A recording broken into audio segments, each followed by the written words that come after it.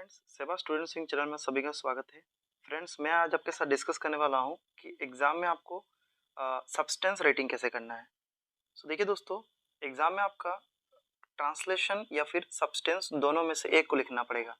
तो मैं कहूँगा आपको आप सब्सटेंस को प्रेफर कीजिए, क्योंकि ये ट्रांसलेशन के कंपैरिजन में काफ़ी ईजी होगा और आपके सामने ही आंसर दिया रहेगा, बस आपको देख देख के ही थोड़ा बहुत सुधार करके लिखना है। तो कैसे लिखना होता है इसी के बारे में डिस्कस करूंगा, तो वीडियो में बने रहिएगा, पूरा वीडियो को देखिएगा। ठीक है, वीडियो अच्छा लगेगा तो आप बाद में लाइक भी करके जाइएगा जरूर से। देखिए दोस्तों, ट्रांसलेशन अगर आपको कॉमन मिल जाए एग्जाम में तो वो कर लीजिए, मगर कॉमन ना मिले तो आप फिर सब्सटेंस को तवज्जो दीजिए, तब आप सब्सटेंस में चले आइए, क्योंकि ये आपको इजीली मार्क दिलाएगा। ठीक है, मैट्रिक एग्जाम में या फिर हाफ ईयरली एग्जाम में क्लास 10 का या कोई भी आप दीजिए तो अच्छा होगा आपके लिए। ये सब्सटेंस राइटिंग देख के जाइए वीडियो पूरा, तो आप अच्छे समझ जाएंगे। देखिए, तो मैं आपको 3-4 सब्सटेंस करवाऊंगा, इसमें से आपको डेफिनेटली ये समझ जाएंगे तो कोई भी सब्सटेंस आराम से कर पाएंगे। तो देखिए, सब्सटेंस जो होता है ना, इसमें आपको क्या होता है, जितना भी सब्सटेंस दिया रहेगा, यानी कि जो भी आपको पैराग्राफ पढ़ने को दिया रहेगा, ये इसका आपका 3 भाग का 1 भाग लिखना होता है।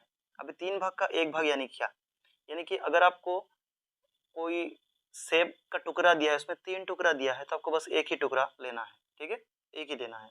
यानी कि यहाँ पर लाइन कितना है गिनिए तो 1 line, 2 line, 3 line, 4 line, 5 line, 6, 7, 8, 9, 9 line है। अभी 9 लाइन का 1 भाग कितना होगा, तो 3 होगा, क्योंकि 3 1 3, 3 दूना 6, 3 त्रिका 9। ठीक है, इसका 3 बार करोगे तो 9 होगा, 1 बार कितना होगा, 9 होगा, 3 लाइन होगा। लेकिन 9 लाइन में आपको 1 लाइन लिखना है, यही बोला मैंने 3 भाग का 1 भाग। तो 9 लाइन में से आपको कितना, सिर्फ 1 भाग यानी कि 3 लाइन लिखना है। तो 3 लाइन लिखिए, या फिर उससे 1-2 लाइन ज्यादा हो सकता है, उससे कम नहीं होना पड़ेगा। यही नियम है सब्सटेंस का, पहला नियम ये है। अभी सब्सटेंस जो है, अगर आप इंग्लिश मीडियम वाले हो तो आप समझ जाएंगे और समझ के लिखेंगे तो और भी अच्छा होगा। अगर दूसरे मीडियम वाले हो, एसएमएस, बंगाली, कोई भी मीडियम के, फिर भी आप लिख सकते हो, मैं आपको बता दूंगा। ठीक है, थोड़ा ध्यान से देखिएगा वीडियो को, तब समझ जाएंगे, आपका आगे काम आएगा।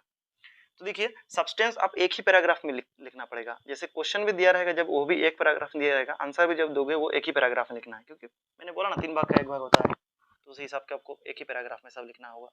जितना इजी लैंग्वेज में लिखोगे उतना है, अपने मन से ज्यादा नहीं लिख सकोगे, 1-2 वर्ड कर सकते हो, लेकिन बाकी मेन मुद्दा यही का होना पड़ेगा, मोटिव। एक हेडलाइन देना पड़ता है सब्सटेंस के लिए आपको पहले तो स्टोरी पढ़ के आपको एक हेडलाइन देना पड़ेगा, तो स्टोरी पढ़ना बहुत जरूरी है। देखिए क्या है, मैं पढ़ के दिखाता हूँ आपके सामने। बोला है, man is the maker of his Fortune, यानी कि जो आदमी है, मनुष्य है, वो अपना भविष्य का निर्माण करता है। We can not prosper in life if we are afraid of labour, यानी कि हम जिंदगी में आगे नहीं बढ़ सकते अगर हम लेबर से डरते हैं, यानी कि मेहनत से डरते हैं, तो परिश्रम से डरते हैं तो। ठीक है, people generally think that the success in life depends on luck, यानी कि लोगों को लगता है कि लक में ही उसको सक्सेस मिले। बोलता है ना, मेरा लक ठीक नहीं है तो मेरा ये काम नहीं हुआ, मेरा लक नहीं है तो ये काम नहीं हुआ।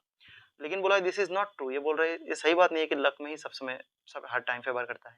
Man of sciences have toiled day and night to invent radio, television, telephone which have added to joy our life, यानी कि साइंटिस्ट जो लोग हैं, अगर वो भी बोलते हैं सिर्फ कि मेरा लक नहीं है तो नहीं बना सक रहा हूँ, तो ऐसे होने से आज रेडियो, टेलीविजन, टेलीफोन जो भी हमारे आसपास है, सही इंस्ट्रूमेंट, ये हम व्यवहार नहीं कर सकते। अगर साइंटिस्ट भी ये बोलते हैं कि लक से सब होता है, तो यानी कि मेहनत उन्होंने किया होगा, इसीलिए उन्होंने ये लक्ष्य पे पहुंचे हैं। Life is not bed of roses, यानी कि लाइफ जो है इतना आराम से नहीं कटता है, उसके लिए मेहनत करना पड़ता है। Life will miserable if we string for labour, यानी कि लाइफ जो है वो काफी दिक्कत होगा अगर हम लेबर से दूर हट जाए, परिश्रम से दूर हट जाए, and fail to earn money, और तब लेबर से अगर नहीं करेंगे, परिश्रम नहीं करेंगे तो पैसा भी नहीं मिलेगा, enough to meet our daily, और हमारा डेली का जो खर्चा है वो भी नहीं मिटा पाएंगे अगर पैसा नहीं मिलेगा तो। Industry is the secret of success, तो देखिए ये जो पूरा पैराग्राफ है ना, इसका हेडलाइन टाइटल यही दोगे कि industry is the key of success, यानी कि hard work is the secret of success, ये भी देख सकते हो। उसके बाद देखिए, not only for an individual but also for a free nation, यानी कि एक आदमी के लिए ही सिर्फ हार्ड वर्क जो है सीक्रेट नहीं है सक्सेस का, लेकिन एक देश के लिए भी है। यानी कि China and America are the most powerful nations of the world today, China और अमेरिका दुनिया के सबसे बड़े शक्तिशाली मुल्क है आज के दिन में। They have attend such power and position by virtue of the earnest labour of their people, यानी कि जो अमेरिका और चाइना जो सुपर पावर्स है आज, वो किसके बदौलत है, उनके लोगों के मेहनत के बावजूद है। वही बोला है, by virtue of the earnest labour of their people. ठीक है, वहाँ के लोगों ने मेहनत की, इसलिए वहाँ पर पहुँच पाए, आज विश्व शक्तिशाली बन पाए। We Indians too must work hard if we want to raise the prestige of our country in the eye of the world, यानी कि हम भारतीय को भी मेहनत करना होगा अगर हम अपने भारतवर्ष का सर आंखों में देखना चाहते हैं, यानी कि जो ताज है भारतवर्ष का, वो दुनिया में नंबर 1 स्पॉट पे, 2 स्पॉट्स पे देखना चाहते हैं, टॉप में। तो यही है टोटल। तो मैंने क्या बोला, सब्सटेंस लिखने के पहले आपको एक समरी लिखना पड़ेगा। समरी हमको मिला था कि industry is the key of success, secret of success, तो ये हेडिंग दे दीजिएगा ऊपर। ऊपर आप आंसर लिखने के बाद हेडिंग देके शुरू कीजिएगा, पूरा लाइन लिख दीजिएगा कि जो भी है यहाँ पर ये line, industry is the key of success, पूरा यहाँ से यहाँ तक लिख दीजिएगा, फर्स्ट टू लास्ट लिख दीजिएगा, उसको ऐसे अंडरलाइन कर दीजिएगा, वो आपका टाइटल है। उसके बाद क्या, उसके नीचे आप लिखना शुरू करोगे। क्या लिखोगे, देखिए सब्सटेंस में से, अभी जो इंग्लिश मीडियम नहीं है उनके लिए बता रहा हूँ, तो जो इंग्लिश मीडियम नहीं है वो क्या कीजिएगा, इस पैराग्राफ में पहले से एक लाइन लीजिएगा, पहला पैराग्राफ पहला लाइन ले लीजिएगा, मिडिल से एक दो लाइन ले लीजिएगा और लास्ट से एक दो लाइन लिख दीजिएगा, ऐसे लिख दीजिएगा फिर भी होगा आपका। और बाकी जो समझ रहे हैं उनको तो मैं बता रहा हूँ कैसे, देखिए। सो ऐसे लिखिएगा कि man is the maker of his fortune, पहले तो हेडिंग दे दिया आपने, hard work is the secret of success, या फिर industry is the key of secret of success. फिर लिखिएगा man is the maker of his fortune, उसके बाद man can not prosper in life, he की जगह मैन लिखिएगा या फिर दे लिखिएगा, एक ही बात है। Man can not prosper in life if they are, वही नहीं, they are afraid of labour, यहाँ तक लिखिएगा लाइन। उसके बाद ये लिखिएगा कि life is not a bed of roses, यानी कि लाइफ जो है वो इतना आसानी से मजा नहीं है, लाइफ बहुत कष्ट है। उसके बाद ये लिखिएगा कि industry is the secret of success, ये भी लाइन उसमें ऐड कीजिएगा। और उसके बाद लिखिएगा कि चाइना एंड अमेरिका अटेंड, उसके बाद ये लिखिएगा attend much power and position by virtue of their earnest labour of their people, ये लाइन ऐड कीजिएगा कि चाइना और अमेरिका जैसे कंट्रीज जो है, मुल्क है चाइना एंड अमेरिका, उसको यहाँ से लिखिएगा attend much power and position by, ठीक है, earnest labour of their people, यानी कि उनके लोगों के मेहनत के दम पे वो इतने पोजीशन में आए। इसको ये लिख दीजिए last line, we Indians too must work hard if you want to raise the prestige of our country in the eyes of the world. तो ऐसे लिखिएगा तो आपका हो जाएगा। फिर से हम रिवाइज करते हैं, पहले लिखा man is the maker of the fortune, man can not prosper in life if they are afraid of labour, ये लिख लीजिएगा। उसके बाद लिखिएगा life is not a bed of roses, उसके बाद ये लिखिएगा कि industry is the key of secret of success.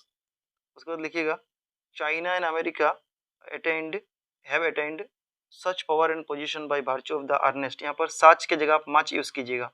China and America attend much power and position by virtue of the earnest level of the people. उसको लिखिए we Indians too must work hard if you want to raise the prestige country in the world. तो बस इतना लीजिएगा तो आपका press जो है, सब्सटेंस जो है वो हो गया, ठीक है। मोटा मोटी ये लिखिएगा, 3 भाग का 1 भाग मैंने बोला था, अगर ज़्यादा छोटा हो रहा है तो आप एक लाइन यहाँ से और उठा सकते हो कि life is not bed as roses मैंने लिखा, उसको यहाँ से एक लाइन लीजिएगा कि life will be miserable if we shrink from labour and fail to earn money in to meet our daily expense, यानी कि मैंने बोला ना 3 भाग का 1 भाग लीजिएगा तो 4 लाइन होने से कोई प्रॉब्लम नहीं होगा, लेकिन 3 लाइन से कम नहीं लेना है, ऐसे करके आपको लिखना है सब्सटेंस। तो होप आपको समझ आया होगा। अभी हम चलेंगे नेक्स्ट सब्सटेंस की तरफ।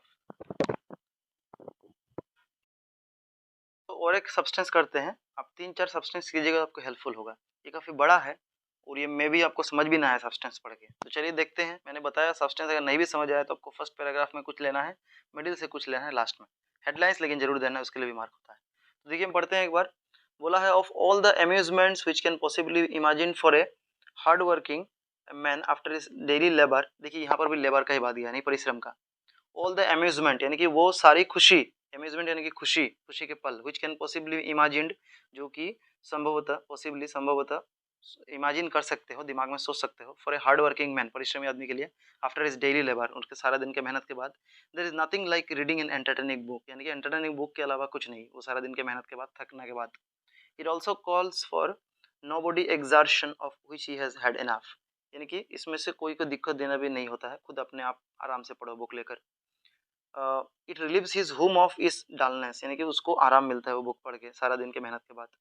It transports him to a livelier and more interesting skin, यानी कि उसके अच्छा ख्याल आता है, उसके दिमाग में सारा दिन का जो भी थकान होता है दूर हो जाता है, डलनेस जो भी होता है। It while he enjoys himself there he may forget the evils of the present moment, यानी कि वो बुक पढ़ने सारा दिन के काम के बाद जो भी उसका टेंशन है दिमाग से चला जाएगा, वो एंजॉय करेगा उस पल को। वो enjoys himself there he may forget the evils of the present moment, यानी कि उस पल जितना भी उसका टेंशन होगा सभी भूल जाता है वो बुक पढ़ने के चक्कर में, इंटरनेट बुक पढ़ने के चक्कर में। उसको देखिए, ने इट कंपनीज, यहाँ पर मैं होगा, ये ने नहीं, मैं it accompanies him to his next day work and if the book is an interesting one it gives him something to think it besides the drudgery of his everybody occupation, यानी कि अगर वो बुक पढ़ के उसको अच्छा लगेगा तो हो सकता है उसका जितना भी कुछ टेंशन होगा वो सारा भूल जाएगा और नेक्स्ट दिन में आराम से जाके कूल रिलैक्स होके काम कर पाएगा अपना, ठीक है। और वो बुक से अगर कुछ उसको इंटरेस्टिंग मिल जाए काम का तो वो पढ़ के वो उसके लाइफ में भी वो लगा सकता है काम में। If I were to pray for a taste it would be a taste for reading, यानी कि बोला है अगर मुझे प्रे करना होता कि मुझे क्या चाहिए तो मैं प्रे करता मांगता कि मुझे रीडिंग का टेस्ट चाहिए, यानी कि भगवान से मान लीजिए वो मांग रहा है मिन्नत। ओके, देखिए कहाँ पर थे हम। हाँ, इट गिव्स हिम समथिंग। ये देखिए, if I are to pray for, अगर हम मुझे मांगना होता, मुझे नहीं, यहाँ पर जो कह रहा है उसके बाद कहा है if I are to pray for a taste it would be a taste for reading, यानी कि अगर मुझे कोई प्रे करने को बोले किसका चाहिए तो मैं रीडिंग का टेस्ट कहूँगा। Give a man this taste and the means of gratifying it you will find a happy man, यानी कि अगर आप किसी को एंटरटेनिंग बुक दे के पढ़ के उसको किताब दे के दे सकते हो तो इससे बढ़िया क्या होगा, और उसको आप हैप्पी कर सकते हो। You place him in contact with the best writers of every age recorded in history, यानी कि उस आदमी को आप किताब दे के उसको कांटेक्ट में रखिए, बेस्ट राइटर्स के कांटेक्ट में, जो जो अच्छी अच्छी किताब लिखते हैं उनके, ऑफ एवरी एज, प्रत्येक एज के, यानी कि यंग से लेके विद्यावस्था तक जितने भी राइटर हैं, एजेड राइटर या फिर यंग राइटर इन हिस्ट्री, जो इतिहास में जो जो किताब लिखा गया है उनको। And then you will find him like a citizen of all nations and a contemporary of all ages, यानी कि आप तब उसके साथ सहज महसूस करोगे, कोई भी देश का सिटीजन हो, ठीक है, नागरिक हो या फिर ना।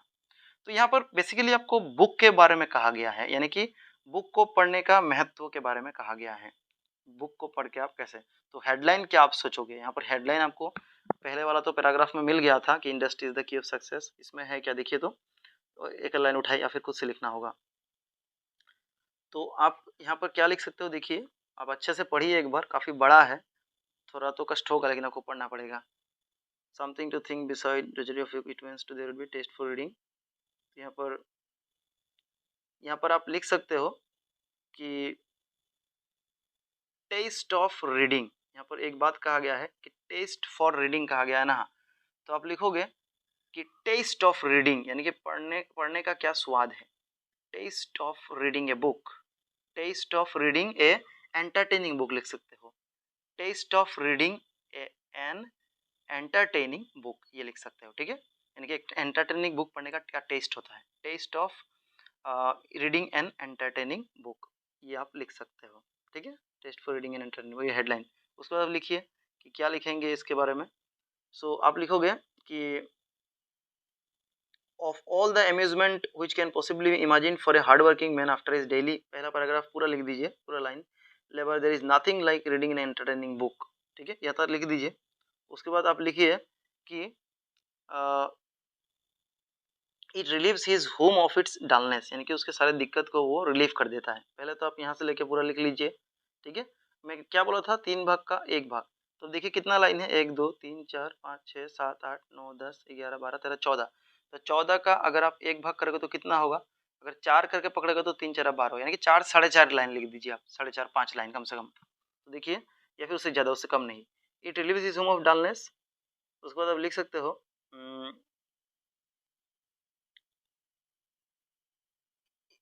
उसके बाद आप लिख सकते हो कि it accompanies him to his next day work, उसके बाद लिखो it gives him something to think of beside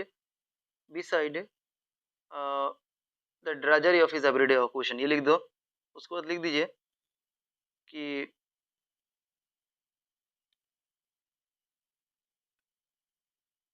आप लिख दीजिए give a man give a mean this taste and the means of satisfying it you will find a happy man, ठीक है, ये लिख लीजिए। बस ये इतना लिख दीजिए, हो जाएगा। आप देखिए अच्छे से 5 साढ़े 4 लाइन हो गया होगा, इतना लिखेंगे तो आपको हो जाएगा। हेडिंग क्या दिया कि taste of reading and entertaining book, उसके बाद ये of all the amusement which can possibly, मैंने जो जो मार्क किया है, daily labour there is nothing like entertaining book, reading entertaining book, it relieves his dullness, उसके बाद it accompanies him to the next day hard work, उसके बाद it gives him something to think, उसके बाद लिखिएगा of besides drudgery of aggravation, उसके बाद give a man this taste and means it will find happy man, बस इतना तक लिख दीजिए, हो जाएगा। तो होप आपको समझ में आ गया होगा कैसे लिखना है, ठीक है। आप प्रैक्टिस कीजिएगा एक बार या फिर वीडियो पॉज करके देख लीजिएगा। चलिए नेक्स्ट पे बढ़ते हैं। सो देखिए दोस्तों, और एक हम सब्सटेंस करके देखते हैं, लास्ट और एक आपको दिखा देता हूँ कैसे, आप बेसिकली समझ जाइए कैसे करना होता है तो आप कर पाओगे। बोला है ये काफ़ी बड़ा है, तो बोला है देखिए पढ़ लेते हैं एक बार। It is easy to acquire bad habits, यानी कि जो गंदी आदतें हैं उसको एक्वायर, यानी कि उसको आपको लगाने के लिए, लत लगाने के लिए काफ़ी ईजी है। It is easy to acquire, such as eating too much food, बहुत ज़्यादा खाना खा लेना, ईटिंग टू मैनी स्वीट्स, बहुत मीठा खा लेना, और ड्रिंकिंग टू मच फ्लूइड, बहुत ज़्यादा पेय जातीय पदार्थ पी लेना, एनी काइंड ऑफ स्मोकिंग, या फिर स्मोकिंग कर लेना, ये सब गंदी आदतें हैं और इसको आदत में लाना बहुत ईजी है, ठीक है, ये लत लग जाता है इसका। The more we do a thing, जितना हम ये सब करते हैं, the more we tend to like doing it, जितना हम कोई भी चीज़ करते हैं उसको उतना ज़्यादा करने का मन करता है, गंदी चीज़ें। And if you do not continue to do it, अगर हम उसको ना करें कंटिन्यूटी, रुक जाए कुछ दिन के लिए, वी फील अनहैप्पी, यानी कि हमको बुरा लगता है वो चीज़ फिर से। जो खराब चीज़ है उसको अगर आप आदत बना लो तो वो अगर कुछ दिन के लिए नहीं करोगे तब भी आपको बुरा लगेगा, वही बोल रहा है, ठीक है, और उनको अनहैप्पी फील होगा। This is called the force of habit, और इसको क्या बोलते हैं, फोर्स ऑफ हैबिट। देखिए इसका हेडिंग मिल गया, हेडिंग आप दे दोगे कि फोर्स ऑफ हैबिट्स। अब क्या दोगे इसका टाइटल, टाइटल दे दोगे फोर्स ऑफ हैबिट्स। अभी ठीक ठीक पता नहीं कि यही हेडिंग हो या नहीं, लेकिन एक तो हेडिंग मिल गया, ये एक हेडिंग देख सकते हो। हेडिंग जरूरी है कि एक ही हेडिंग दो, आप कोई भी हेडिंग दो, आपको समझना है स्टोरी, उसके बाद देना है। तो मेरे लिए तो फोर्स ऑफ हैबिट एक हेडलाइन रहेगा अभी तक, आगे देखते हैं क्या। And the force of habit should be fought against, और जो हैबिट है फोर्स का उसको खिलाफ हमको लड़ना होगा कि खराब आदत है इसको हमको हटाना है। This things which may be very good when done from time to time, अगर कोई भी चीज़ अगर हैबिट है अच्छी बात है, लेकिन उसको अगर टाइम टू टाइम करो तभी वो अच्छी बात है।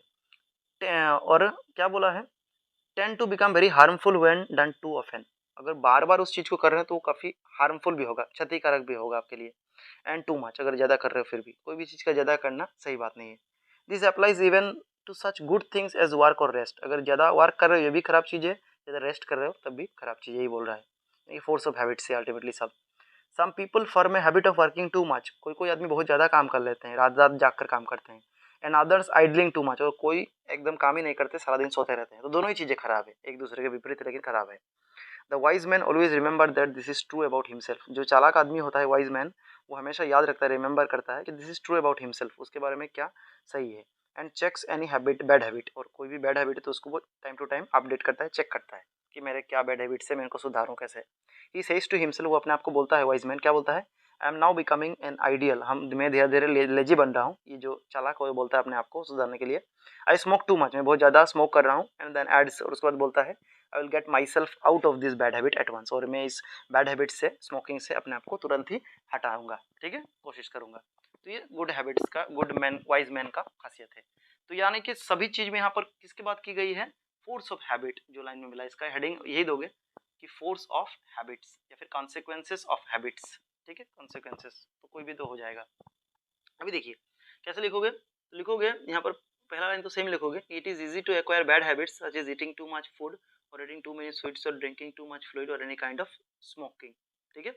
उसके बाद ये लिखोगे the more we do a thing, ये पूरा लाइन लिखोगे, the more we tend to like doing it, यहाँ तक लिख दोगे, ठीक है, इट पे तक।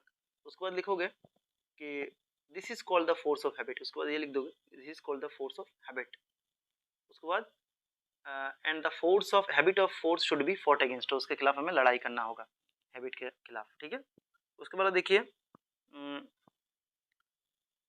टेंड, टेंड के पहले इट लगा दो, it tend to become very harmful when done too often and too much, अगर ज़्यादा करोगे या फिर बहुत ज़्यादा तो ये आपको क्षति करेगा, ठीक है, हैबिट्स जो बोला है।